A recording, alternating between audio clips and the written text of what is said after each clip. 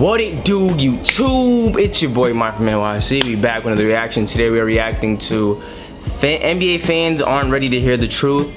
You feel me? So without any further ado, let's get into it. For anyone who doesn't believe everywhere will be an all-time great in today's NBA, facts. That's not facts, because none of those teams did anything before Russell Westbrook got there, except for the Lakers. Talking like Jordan wasn't a paid actor also. He even played dead and won. AD is better than Tim Duncan. No, sir, he's not.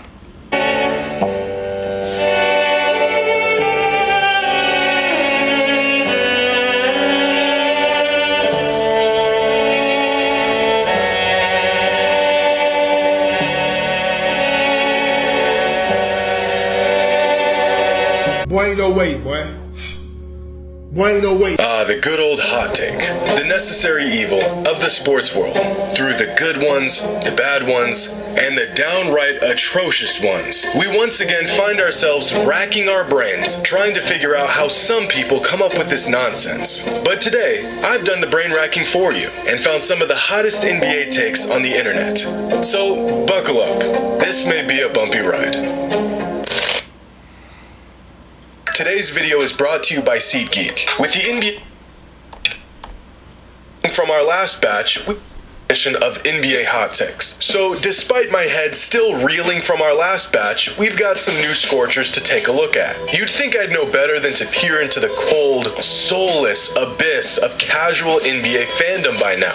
But I'm sick. I can't help myself, and I've got nothing better to do. So here we are. Now this first one, some people are not going to be happy with. This NBA fan says, in terms of excitement, Steph is this generation's Jordan. And I agree with that. I agree. Steph may not be this generation's best player, but when it comes to drawing eyes and attention and putting on an absolute show, there's no one that does it like Stephen Curry. The deep threes, the antics, the fact that he's still on the same team that drafted him, it all adds to the Steph experience that fans across the globe love about watching him play. This man has kids on the other side of the planet rocking his jersey trying to knock down look-away threes. This relatively small, unassuming athlete who wasn't a superstar recruit, rising through the NBA ranks and winning titles amongst giants. How can you not love the guy? Is there anything as thrilling as watching Steph come down the court? Defense absolutely scrambling, trying, hoping they can stall the inevitable. But it's too late. Steph is pulling up from 30 feet, and the outcome is already set in stone. Curry, long distance. There's just nothing like it. The fans love Steph.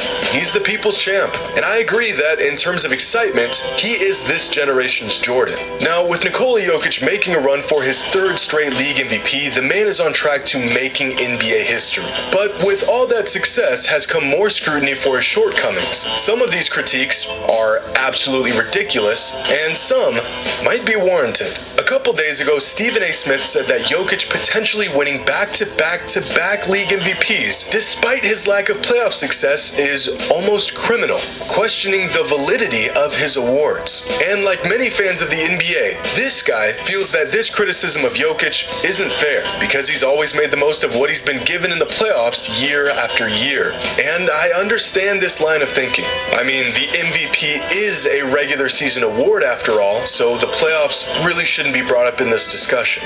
But it is, and it always has. I think, yeah, I just hate that argument. Like, oh, he didn't do anything in the playoffs. That's like me saying, oh, somebody should have won Finals MVP because they didn't do shit in the regular season. What does it have to do with the Finals MVP? Regular season MVP, Finals MVP. Oh well, he can't get Finals MVP. He didn't even do nothing in the regular season. He wasn't hoping. What? Regular season MVP. Oh, they didn't do nothing in the playoffs. It's like niggas just talking. So either one, we need to just be quiet, or two, just make it a June award. Like, make it from September to June. And whoever's been playing the best from September to June, like, let's say James Harden had a better regular season than most people, but LeBron in 2018 fucking dominated the playoffs. Okay, we give the yearly MVP to LeBron because of what he did in the regular season and the playoffs, right? Or we could have both. We could have regular season MVP, a regular season plus playoffs MVP. We could have a playoffs MVP. A playoffs MVP would be valid. Nah, playoffs MVP, that would be lit. I'm jacking playoffs MVP. LeBron, how many playoff MVP will LeBron have just for the playoffs entirely? We kind of need that. We kind of need that. Since the beginning of time, NBA fans have used the playoffs as a bit of a litmus test to try to validate or invalidate regular season MVPs. It's practically a rite of passage for any all-time great player, and Nikola Jokic should be no exception of this. Must we not forget, Giannis was getting eviscerated for coming up short in the postseason after winning back-to-back MVPs, or when people called LeBron a choke artist for winning 2 MVPs but failing to win a championship, or when Kobe was stiffed out of possibly multiple MVPs because the Lakers just weren't a real contender at the time. You can give me all the excuses in the world, and it won't really make a difference, because no other all-time great player was granted any excuses either. If a player wants to ascend to all-time great status, he will be held to an all-time great standard. The man is on track to winning his 3rd straight MVP, and he hasn't even made the NBA Finals. This is unprecedented. Now, is this criticism unjust? Maybe. But why should Jokic be spared from intense criticism when no other great player was? We've seen voter fatigue and narratives and postseason failures prevent countless players from winning the regular season MVP. Why is Jokic exempt from this same standard? Once a player receives a certain... I would just say that just because they've been doing wrong in the past, that doesn't mean that we should keep doing wrong in the future. Well, Jokic has been to 3. He's about to win 3 MVPs. And he hasn't made the finals or won the finals. He was a 6th seed. He didn't have his 2nd or 3rd best player. He put up historic numbers against the Golden State Warriors, who ended up to be the eventual champs. Then they lost to the Lakers that one year, to probably the 2 best players in the world. You could argue at that time. LeBron and AD were probably 1 and 2 best players in the world. Jokic has still been the most valuable player in the league, regardless of whether or not he's had playoff success or not. Now, if you want to say it's invalid because of the playoff success, I disagree. I think it's a regular season award. I think people should get rewarded for being the best regular season player in the league. The best team will win the finals.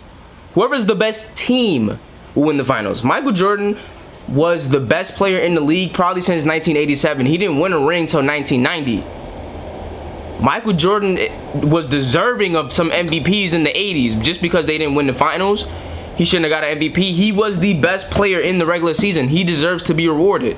The best team doesn't necessarily need to get rewarded. They're gonna probably win the championship.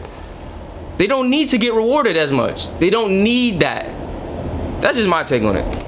Of praise, no excuse will be sufficient in explaining why they haven't won a ring, or even come close for that matter.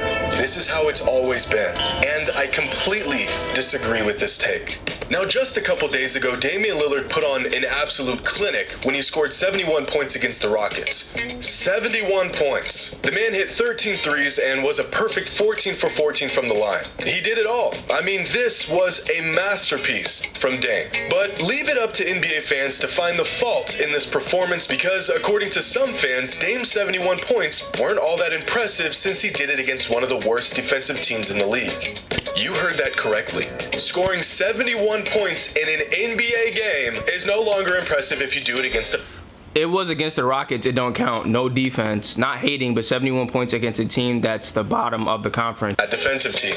And this take is so unhinged that I almost don't want to even address it. I mean, the Rockets have beat some of the best teams in the league. I mean, they beat the Nuggets. They're beating up on the Celtics as we speak right now. They beat the Suns.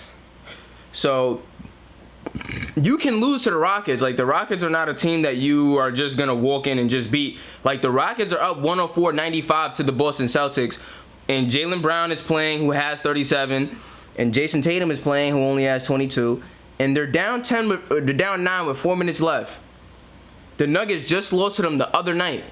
The Suns lost to them, I think, multiple times this year. It's supposed to be one of the best teams in the league. So, I mean, you play the Rockets. It's not a free win. You better come to play. I'm going to anyways. Now, I'm going to let y'all in on a little...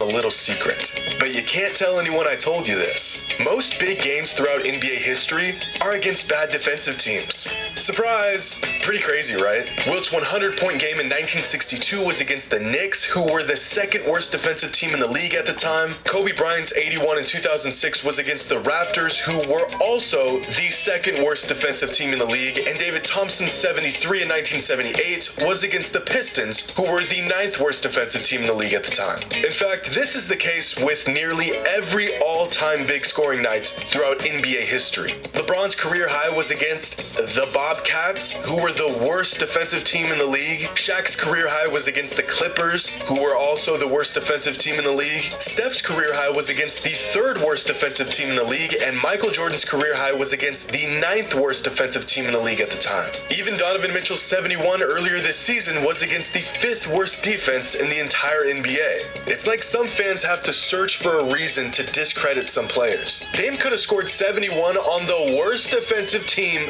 ever, and it still would have been an incredible accomplishment. You could put me in front of your local youth league championship team, and I couldn't score 71 points in 39 minutes. Every season, every single player gets a shot to go crazy on bad defensive teams. There has been thousands of opportunities for players to use these bad teams as their punching bag, and yet only 3 players have ever topped this 71-point explosion from Dame. This performance was historic, and this take is horrendous. Now, this fan here says Michael Jordan is sensitive, but he gets a pass because he's good at basketball. And I agree with half of this take. Michael Jordan was sensitive. People will excuse his behavior as competitive, but everyone in the NBA is competitive. Jordan couldn't take criticism whatsoever. In fact, his famous quote is literally a statement of how things people did and said about him really got to him. But he didn't get a pass just because he was good at basketball. He gets a pass because every time someone pissed him off, he always went out and proved them wrong. They said Clyde Drexler was his equal. He didn't like that, and so he went out and stomped the man in the NBA Finals. They said he wasn't as good when he came back from his first retirement, so he added that to his list of reasons to be an absolute menace and three-peated for the second time. You can be as sensitive as you want if you back it up. Facts. Nobody really trips on you being delusional if it's a good type of delusional. Like Michael Jordan was delusional.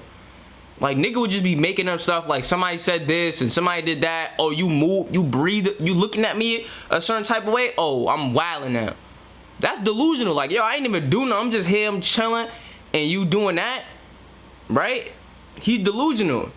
But if a girl is delusional and she's saying, oh, I'm a baddie, I know I'm a 10, she get criticized, right? But it all depends. You could be sensitive, it just depends on how you move when you sensitive. Yo, that hurt my feelings, I'm about to go get a bag. Oh, that hurt my feelings, I'm about to go get 40. I'm like, oh, bet, he's sensitive, lit. We good. Now, if you sensitive and you about to go cry in a corner, we don't need that. Ain't nobody's about to eat off that. Nobody can work with that. Now, if you sensitive and you about to glow up, remember I was corny dude? We go way back all the way to Chad Science in Newark, okay? The corny kid, right? No, I did not say that. Misquoted for sure. No, you did not hear me say. I said we used to make fun of the name. But yeah, he is obviously. Well, you're not corny anymore. Well, you're not corny anymore. Well, you're not corny anymore. Well, you're not corny anymore. Michael B. sensitive. Don't get it confused. When he was in the gym, he was like, nah, I'm corny. I'm corny. You're corny. Like he was, you know what I'm saying? So it just depends. You can feel whatever emotion you want to feel. It just depends on how you channel that emotion that really matters. Most NBA fans would consider Kevin Durant sensitive, but if he followed up his tweets with more championships and absolute dominance over the NBA for the rest of his career, those tweets would be an afterthought. Now, our last take is a scorcher, and not even for a split second does it add up in any way, shape, or form. This NBA fan says, back then, we used to celebrate three-peats. Now kids are out here celebrating 4 titles in 10 tries and call it greatness. What do you even say to that? Like, what do you even say to that? That's so weird. That's such a weird thing to say. But I guess I don't know what to say to that. Like, I'm just gonna leave the conversation. Like, I'm out. I'm good. I don't know what to say to that. This is so f***ing stupid. Now clearly this is referring to LeBron James, to which I genuinely ask this fan, and fans who think like this, do you really think LeBron's career hasn't been great? I mean, really? Is it possible that we can celebrate any ring that any player wins At any time? Or has the bar been established so high that if you aren't three-peating, it isn't truly greatness? Alright everyone, new rule. No celebrating rings or titles or MVPs or big or small successes anymore. We are only celebrating three-peats. Dirk's ring wasn't great. The bum only won one in 21 years. Boston's ring in 08, worthless. Raptors in 2019, bums. Bucks in 2021, Giannis and the gang, bums. We don't celebrate that. Get that out of here. I just can't believe some fans actually think like this. I mean, according to this logic, no one in the entire NBA right now should be celebrated. Anything. We need to drop this whole rings or bust discourse altogether. Facts. It's just silly. And it's Facts. a bad faith argument to discredit really awesome players. In fact, this same fan goes on to share posts celebrating the greatness of players like Damian Lillard and John Stockton, who've never won a ring. And most ironic. So you're an eater. Whoever that is an eater. Straight up and down, like, I'm a hater. The thing I like about OSN, he gonna let you know he a hater. I respect that. He gonna let you know, hey, I'm hating. Today, I'm on BS. I'm hating. Today, I'm hating. I don't care. I'm hating. Yeah, yo, that's respectable. I can respect that. Like, you letting me know you a hater. You know you a hater. There's nothing wrong with that. Hey, you know what I'm saying? I'm an alcoholic. I have an issue. Listen, this is me. I have a problem. I'm cool with that. I'm cool. You at least you know up front, like, alcoholic, I ain't got no problem. I ain't no hater. You're an eater. You're just a LeBron eater. Like, simple. You eat up. All. This fan goes on to say that the '89 Cleveland Cavaliers were the greatest team in franchise history. Literally describing a team that was Oh, so nah, you're literally a eater. Like, you're literally. Alright, so yeah, it's over. bounced out of the first round of the playoffs as the greatest. So not only is this line of thinking flat out wrong, it's disingenuous. A player doesn't need to pull off the greatest feat in the history of the game to be great. Greatness comes in many different shapes and forms. And apparently, so do takes on the NBA. And unfortunately, that's all the racking my brain can handle in one sitting. But y'all know the drill. Leave a comment with your hottest NBA take. The hotter, the better. Or worse. Hope you all enjoyed. And as always, until next time. That's like, yo, you're corny. You're corny. Whoever said that, like, you're corny. Like, hating like that is so weird, bro. Like, you're like, I mean, it's Twitter, so niggas go in there and really say whatever, but like, hating to that extent, like the 89 Cavs is the, so you're gonna celebrate a team who didn't win the championship at all over a team who did win the championship, but then you're gonna criticize LeBron for not three-peating when guys like Kobe and MJ three-peated. And then this is why I can't listen to niggas talk. Like, niggas just be talking, saying anything, saying whatever, just talking, running their mouth.